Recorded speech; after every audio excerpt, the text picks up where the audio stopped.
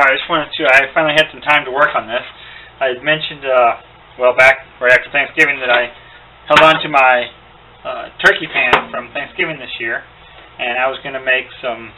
I washed it out with something that was acidic, and it actually tarnished it, so we'll see if that fades away or not. It doesn't really matter. I was going to make an alcohol stove windscreen, and I have here one that I purchased off of, I believe it was Mini Bull Designs website, and it's this soft aluminum that they sell, and I'm going to make it, I think, similar in size, although this is a pretty long windscreen, but it does cover a good assortment of pots because of that, so it's not a bad size to do it, but we have to accommodate to what we have here, so we may have to shorten it up to obviously this long, which will accommodate still a pretty good portion of pots. So we're going to go with the full length, and this height's not bad, so I may go with that. I would think I could get 2 or 3 out of this. I forget how many I got last year.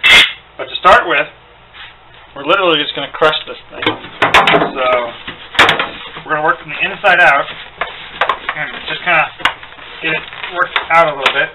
We don't want to put any too big of creases in it because we're going to try and press all those creases out. So just keep working out. You still have your turkey pan this year. If not, they're all on sale right now as well. If you go to the store, you'll find them really cheap right now. So this is a cheap way to make a couple windscreens for your alcohol stoves. Now we don't want to beat this up too much because we're going to try and press out all these wrinkles in a second here with a pasta maker. So if you have a pasta maker, you're good to go. If not, you can get one at Michael's really cheap. You can get a 50% off coupon at Michael's just about any day of the week. And that's off of one item. And this is $16. And 50% off, that makes it $8. So that makes the pasta maker $8. Now, if not, maybe you have one in your kitchen somewhere, or your mom or your wife or somebody has one laying around that you can kidnap for a little while because it won't actually ruin it. Well, I say that, but, you know, if you do ruin it, it's your own problem. So, just pressing out all these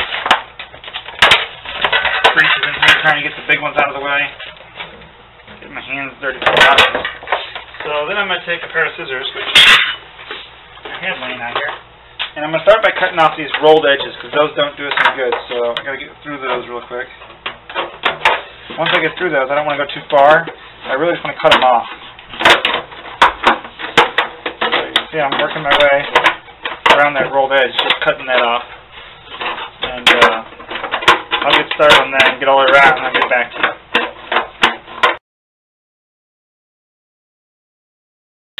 Okay, we got that off there, and I definitely would say be careful with that. As you're cutting that, that can get a little sharp. I'd say hold on to this, but I don't know what you use it for. The only thing I can think of off the top of my head is when you're dry baking, you could roll a little of this up and throw it in the bottom of your pan to keep your one pan from hitting the other side of your next pan, you know? So let's say I took a piece like this and did a little twist like this in there and drop that in the side of my dry baking pan, and then the other pan wouldn't sit directly on the bottom, give it a little airspace below it. Just an idea. Alright, now I have this pretty big dome, so now I need to roll that out and get it a little flatter. Just a second here, I'm going to get a tool. I have tools for doing that as well. Let me find that. I'll get right back with you on that in just 1 second.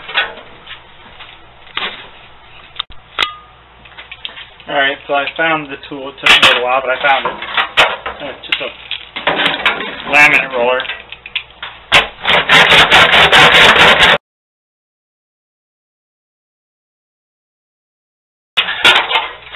So you can see we're starting to flatten out. Make sure you have some video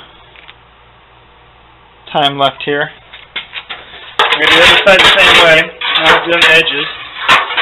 Once I get all that done, then I'll cut my slices out, and we'll start working it.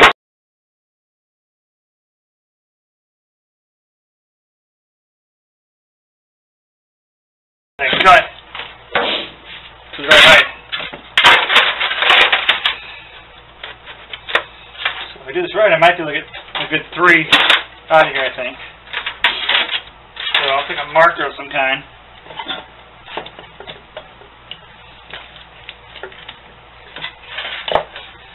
And just trace my existing aluminum one here, which is, I don't know, let me find out, hold on a second.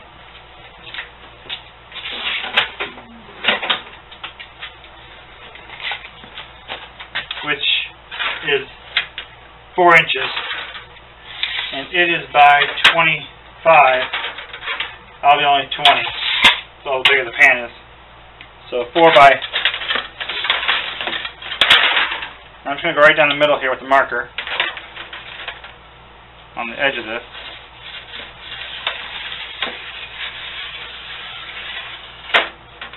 And then right down the other side.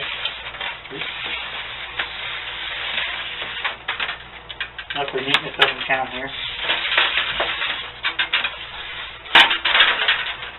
Somewhat anyway.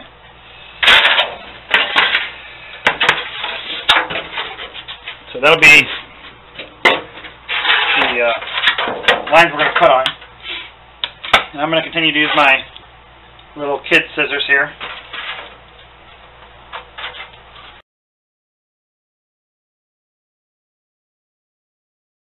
Looks a little rough right now for a windscreen, but that's where this piece comes in. So this is a 2-part one. It's got this upper half, which actually would shred it if you were trying to make pasta, and this bottom part to make it flat. So basically just run it through here a number of times, and you'll see that right now it's not doing much. I have it on the highest setting. Oops. Handles are horrible on these things. They won't stand for nothing. So I don't have it on the highest setting. I have it on 4. I'm going to bring it right down to 1, which is the lowest setting. That's not going to be a problem, because even on the lowest setting, it's not going to get it flat enough for us.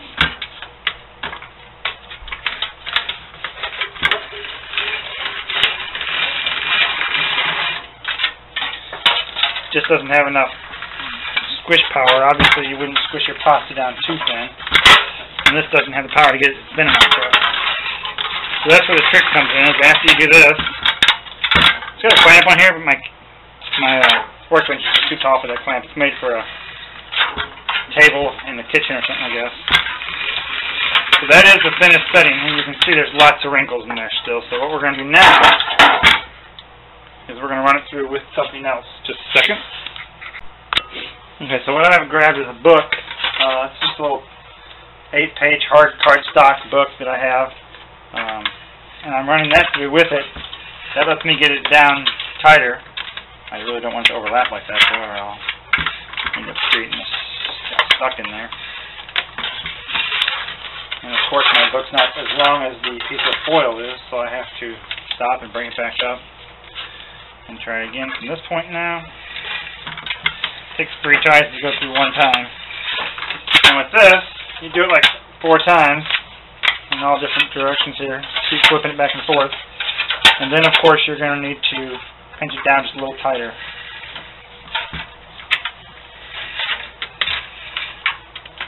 And be careful it doesn't go back in there. As soon as the book goes through, you got to pull it back around.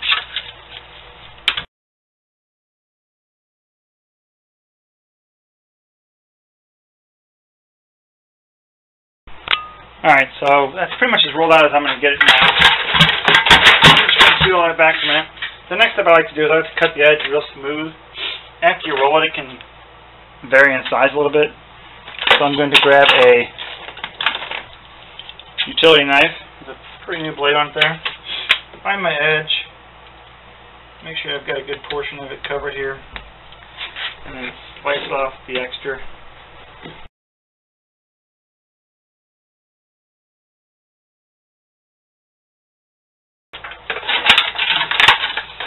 Not a bad little aluminum screen there, but I always want to cut off these corners because they make me nervous. You know, the pointy corners. So first I'm going to take and cut the edge off completely. Get a straight edge on here. on both ends. I'm going to make a straight edge, and then I'm going to round the corners.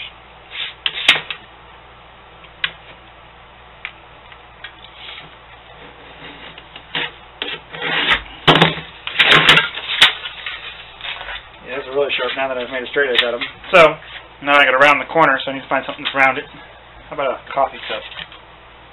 That's as good as anything else, right? See if I can get enough pressure on that to hold it in place while I trim it off there.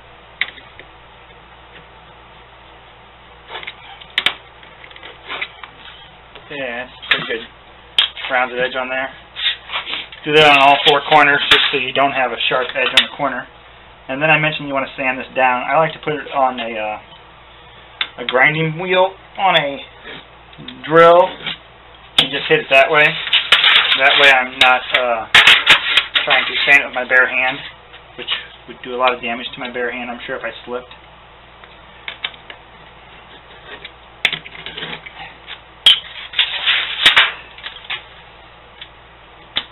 Perfect use for a coffee cup, right? That and drinking coffee. What more could you ask for?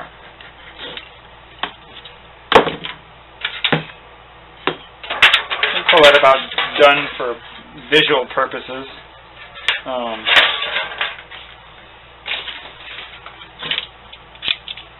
I had to take off the slicer. It was just getting in the way too much. It's a little sharp on the edges. I can feel it as I'm running my hand across this, so I need to definitely sand the edges down a little bit. But I think once it's rolled up a little bit, it'll make a nice little windscreen for put it inside of a pot.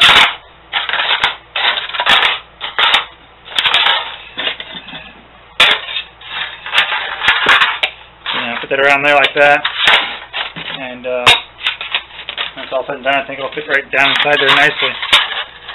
So I think maybe we'll use that when we modify this one here. That'll fit right down inside there. Have ourselves a nice little windscreen for that pot.